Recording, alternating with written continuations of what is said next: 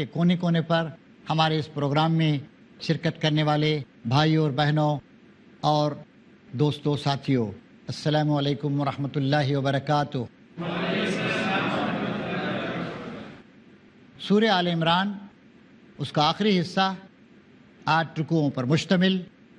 جو جنگ احد جو شوال 3 ہجری میں مدینے میں ہوئی تھی، اس پر تبصرے کے طور پر اللہ تعالیٰ نے جو باتیں ارشاد فرمائی ہیں ان کا مطالعہ جاری ہے۔ آپ لوگوں نے دیکھا کہ قوم یا کوئی تحریک یا کوئی انقلاب صرف میدان جنگ میں کامیاب نہیں ہوتا ہے، اس کا ایمان، اس کا اخلاق، اس کا کردار، اس کا سیلف ڈسپلن، اس کا خدا کی طرف بار بار رجوع ہونا، اس کا اپنے اعمال کو درست کرتے رہنا، اس کا اللہ سے معافی مانگنا اور اخلاق و کردار کے معاملے میں انتہائی درجے کا نکھار حاصل کر لینا ضروری ہے۔ اس تبصرے سے یہی بات معلوم ہوتی۔ اب جنگ کے بعد مسلمانوں پر پریشانی سی عائد تھی، 70 قیمتی جانیں شہید ہو گئی تھیں۔ اس موقع پر ایک ایک شخصیت کی اہمیت تھی۔ نبی کریم صلی اللہ علیہ وسلم بھی پریشان تھے، سب فطری باتیں، نبی بھی پریشان ہوتے ہیں، صحابہ بھی پریشان ہوتے ہیں۔ مادی وسائل کی بھی اہمیت ہوتی ہے، افراد کی بھی اہمیت ہوتی ہے، اور اس وقت تو افراد کی بہت ہی اہمیت تھی۔ اس وقت اللہ تعالیٰ کی طرف سے تبصرہ کرتے ہوئے یہ بات بھی ارشاد فرمائی جا رہی ہے، وَلَا تَهِنُوا وَلَا تَحْزَنُوا وَأَنْتُمُ الْأَعْلَوْنَ إِن كُنتُم مُّؤْمِنِينَ إِن يَمْسَسْكُمْ قَرْحٌ فَقَدْ مَسَّ الْقَوْمَ قَرْحٌ مِثْلُهُ وَتِلْكَ الْأَيَّامُ نُدَاوِلُهَا بَيْنَ النَّاسِ وَلِيَعْلَمَ اللَّهُ الَّذِينَ آمَنُوا وَيَتَّخِذَ مِنكُمْ شُهَدَاءَ وَاللَّهُ لَا يُحِبُّ الظَّالِمِينَ۔ نہ دل شکستہ ہو، اللہ تعالیٰ حضور کو اور آپ کے محترم صحابہ کو ہمت دلا رہا ہے، نہ دل شکستہ ہو، نہ غم کرو، تم ہی غالب رہو گے اگر تم مومن ہو۔ یہ شرط ہے، ایمان تمہاری رگو پے میں پیوست ہو جائے، ایمان تمہاری زندگیوں کا رہنما ہو جائے، وہ ایمان جو تمہیں نمازی بنائے، جو تمہیں خرچ پر ابھارے، وہ ایمان جو تمہیں اپنے غصے پہ قابو کرنا سکھائے، وہ ایمان جو تمہیں اللہ تعالیٰ کے راستے میں زیادہ سے زیادہ جدوجہد کرنے کی ہمت دے، وہ ایمان جو تمہیں تمہارا اپنا نگران بنا دے کہ جب بھی تم سے کبھی کسی قسم کی غلطی کا صدور ہو تو فوراً اللہ تمہیں یاد آ جائے اور تم اللہ تعالیٰ سے مغفرت طلب کرو۔ ایمان ایک ون سائیڈڈ چیز نہیں ہے، ایمان زندگی کے تمام پہلوؤں کی اصلاح کرتا ہے۔ فرمایا اللہ تعالیٰ نے، نہ دل شکستہ ہو، نہ غم زدہ ہو، تم ہی سربلند رہو گے، شرط یہ ہے کہ تم مومن ہو۔ اور تاریخ نے اس بات کو ثابت کیا اور تصدیق کی مہر لگائی کہ عرب کے اس ریگستان میں، اس پسماندہ علاقے میں، تہذیب و تمدن کے مراکز سے دور اس جگہ نبی کریم صلی اللہ علیہ وسلم نے امیوں کی اس سرزمین میں جب لوگوں کو لیا اور ایمان کی روشنی سے ان کو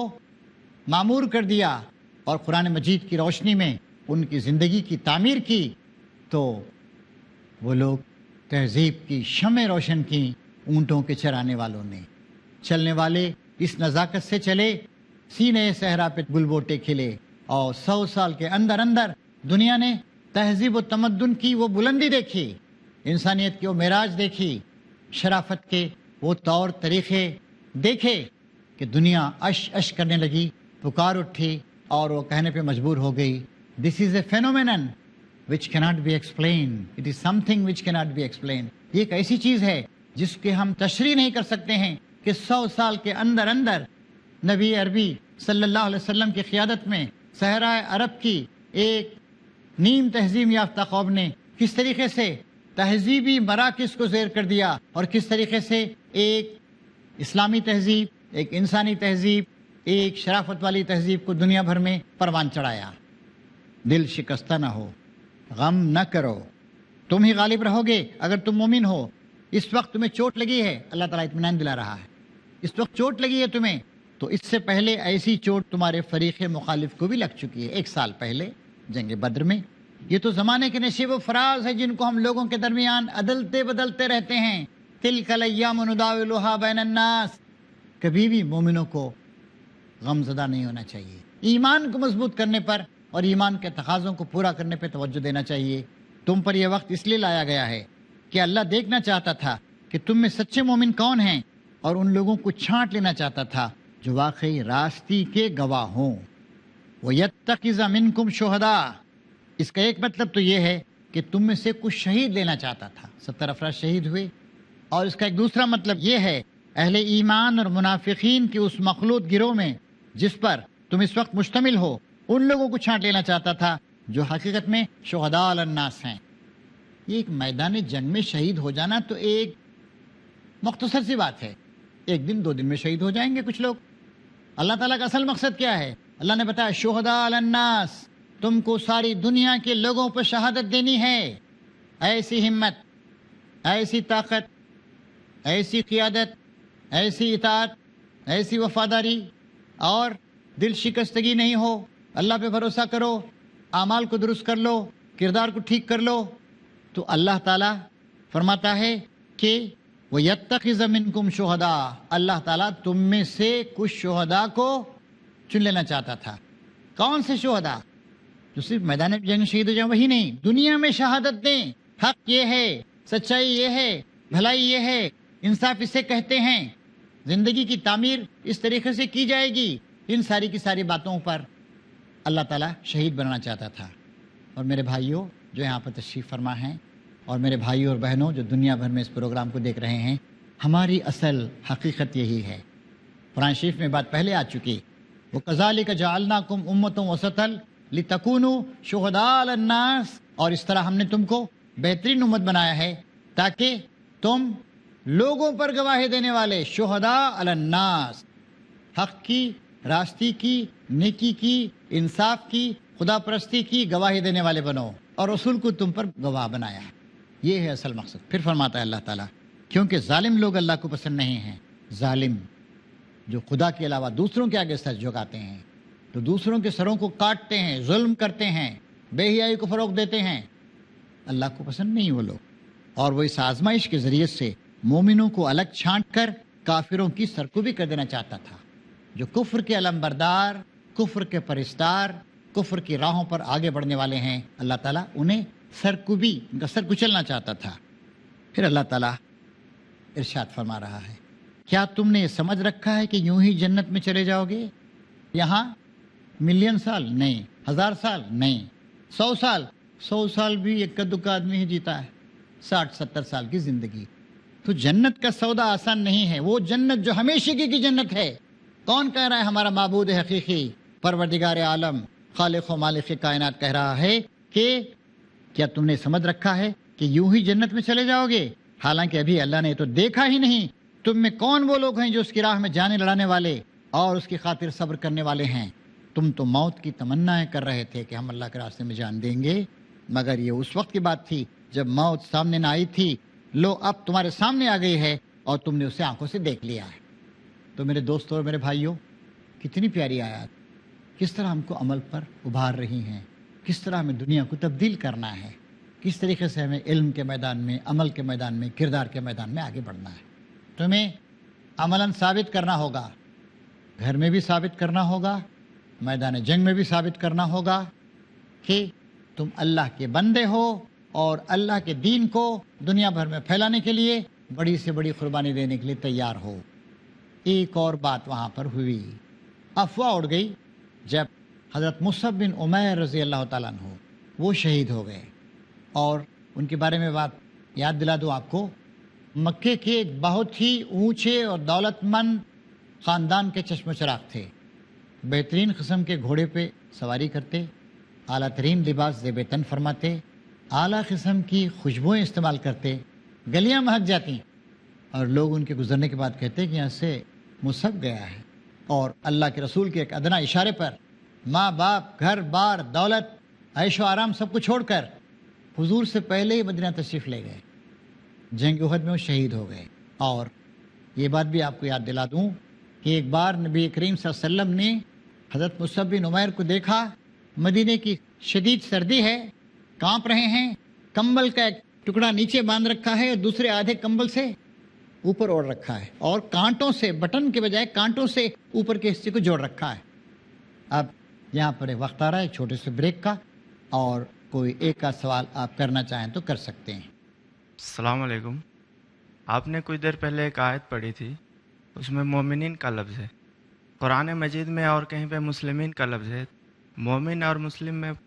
فرق کیا ہے؟ قرآن مجید میں مومن اور مسلم الفاظ جگہ جگہ آئے ہیں،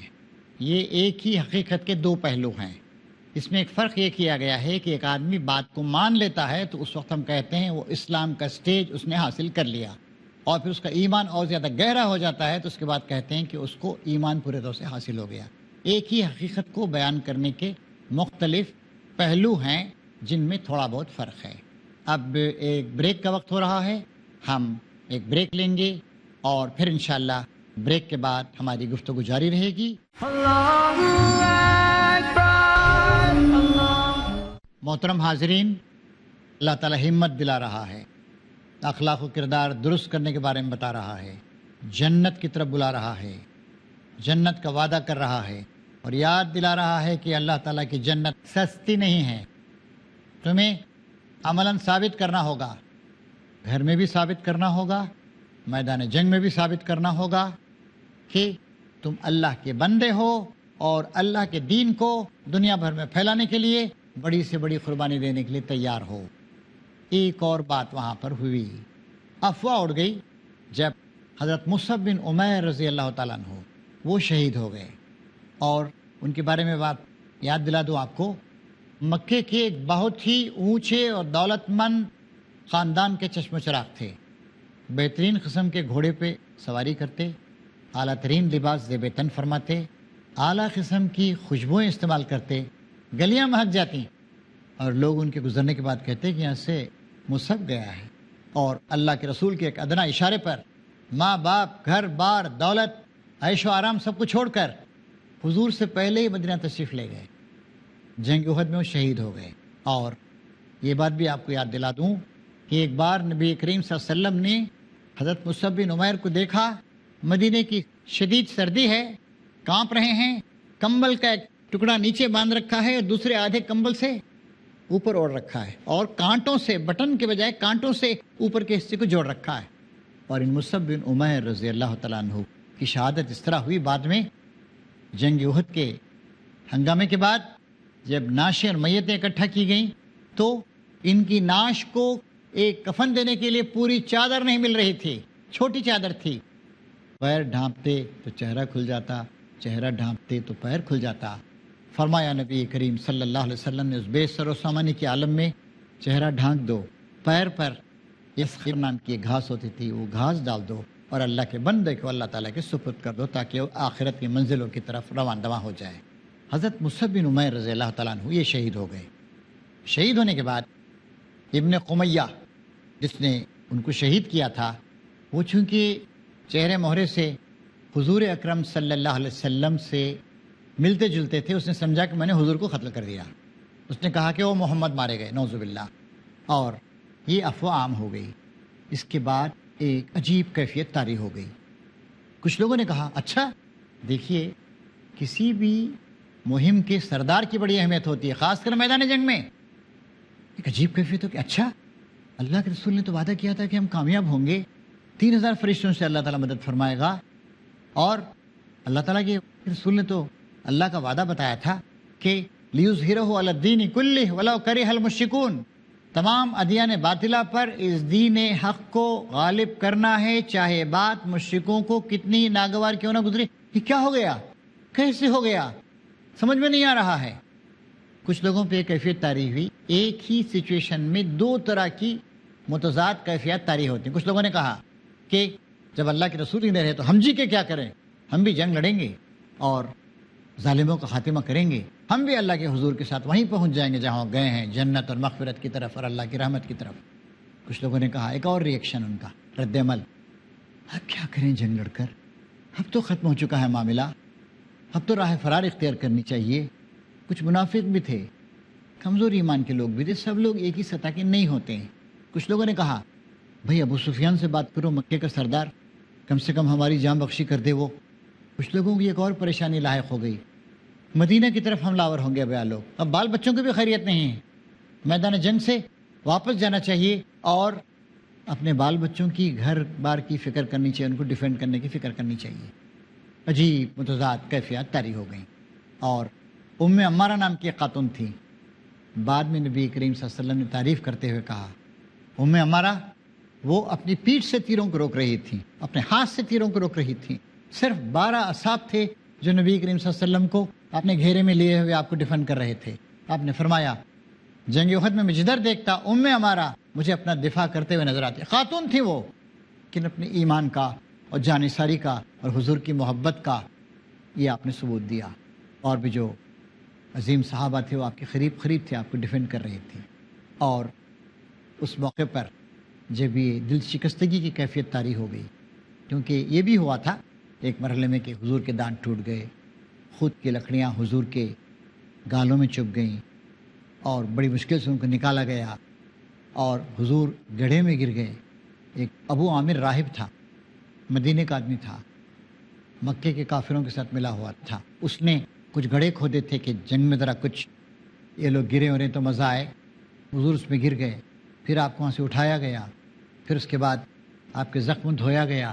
پھر آپ پکار رہے تھے، آپ اپنی جگہ کھڑے ہوئے تھے، اللہ ہے کہ مجبوراً آپ گر پڑے تو کیا کریں، اور پکار رہے تھے، آپ جمے ہوئے تھے، اللہ عباد اللہ، اے اللہ کے بندوں میری طرف دیکھیے۔ اس وقت بھی اللہ تعالیٰ کے تصور دھندلا نہیں پڑا ہے، تم سب کے سب اللہ تعالیٰ کے بندے ہو، اور ہم اللہ کے عبادت گزار اور پرستار ہیں، اللہ کے لیے کام کر رہے ہیں۔ میری طرف آؤ، نبی کی طرف آؤ، اپنے سردار کی طرف آؤ، اپنے سپاہ سالار کی طرف آؤ، اے اللہ کے بندو آؤ آؤ، یہ اللہ کا کام ہے، اللہ کی بندگی کا کام ہے۔ تو اس وقت یہ جو متضاد کیفیات طاری ہوئی، ہمت کی بھی اور مایوسی کی بھی، اللہ تعالیٰ اس پہ کیا تبصرہ فرماتا ہے؟ وما محمد الا رسول قد خلت من قبلہ الرسل افإن مات او قتل انقلبتم علی اعقابکم ومن ينقلب علی عقبیہ فلن یضر اللہ شیئا وسیجزی اللہ الشاکرین۔ محمد صلی اللہ علیہ وسلم اس کے سوا کیا ہیں کہ اللہ کے رسول ہیں۔ کتنا بڑا موقع مرتبہ، لیکن اللہ کس طرح بیان کر رہا ہے، وہ تمہارے سربراہ ہیں، تمہارے سالار لشکر ہیں، اللہ کے رسول ہیں، لیکن رسول ہیں، خدا نہیں ہیں۔ اگر وہ مر جائیں، دیکھیے الفاظ ہیں، موت کا لفظ ہم عموماً نہیں استعمال کرتے ہیں، کسی بزرگ کے بارے میں مر گیا نہیں کہتے ہیں، انتقال ہو گیا کہتے ہیں، ٹرانسفر ہو گیا دنیا سے آخرت، لیکن یہاں اللہ تعالیٰ افإن مات او قتل، وہ اگر مر جائیں یا قتل کر دیے جائیں۔ نبی کو مارا بھی جا سکتا ہے، قتل بھی کیا جا سکتا ہے، اگر وہ مر جائیں یا قتل کر دیے جائیں تو کیا تم الٹے پاؤں پھر جاؤ گے؟ یہ بھی ہو سکتا ہے حق و باطل کی کشمکش کے مرحلے میں، کسی جنگ میں اللہ کے نبی مارے بھی جا سکتے ہیں، قتل بھی کیے جا سکتے ہیں، موت باہر کہیں آئے، یا اور بڑی پریشانی تم کو ہوگی کہ ابھی ہم کامیابی کے مراحل میں داخل نہیں ہوئے اور یہاں ایسا معاملہ ہو گیا۔ شکست دلی، پژمردگی ایک فطری بات معلوم ہوتی ہے، لیکن فرما رہا ہے وَمَن يَنْقَلِبْ عَلَىٰ عَقِبَیْهِ فَلَن يَضُرَّ اللَّهَ شَیْئًا، اور جو کوئی پیٹ پھیرے گا وہ اللہ تعالیٰ کو کوئی نقصان نہیں پہنچائے گا، وَسَيَجْزِي اللَّهُ الشَّاکِرِینَ، اور اللہ تعالیٰ شکر گزاروں کو اچھا اجر لازم عطا فرمائے گا۔ مطلب یہ ہے اسلام کا قافلہ رواں دواں ہے۔ اسلام کے قافلے کو آخری بار سیدنا محمد صلی اللہ علیہ وسلم کی قیادت میں منظم کیا گیا، اور یہ قافلہ جاری رہے گا، چلتا رہے گا۔ کیا اس کے کچھ عرصے کے بعد نبی کریم صلی اللہ علیہ وسلم کا انتقال نہیں ہوا؟ کہ انتقال کے وقت ایک کیفیت نہیں ہوئی کہ حضرت عمر فاروق جو آپ سے بہت محبت کرتے تھے ان پر ایک کیفیت طاری ہوگی، کہا خدا کی قسم